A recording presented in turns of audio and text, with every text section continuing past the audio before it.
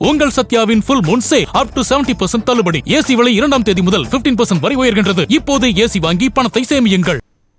தமிழகத்தில் குடும்ப ஆட்சியால் சட்டம் ஒழுங்கு மிகவும் சீர்கெட்டு உள்ளதாக மத்திய அமைச்சரும் பாஜக மேலிட பொறுப்பாளருமான பியூஷ் கோயல் குற்றம் சாட்டியுள்ளார்.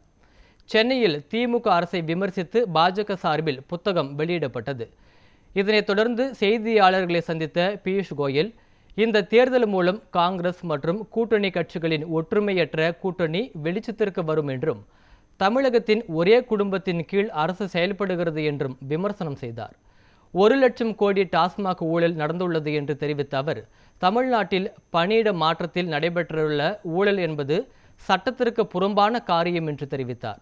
தொடர்ந்து பேசிய பியூஷ் கோயல், திமுக காங்கிரஸ் ஆட்சியில் தமிழகத்தில் 8900 கொலைகள் மற்றும் 32 விசாரணை மரணங்கள் நிகழ்ந்துள்ளன என்றும், திமுக ஆட்சியில் மாநிலத்தில் வளர்ச்சி திறன் மிகவும் பாதிக்கப்பட்டுள்ளது என்றும் குற்றம் சாட்டினார்.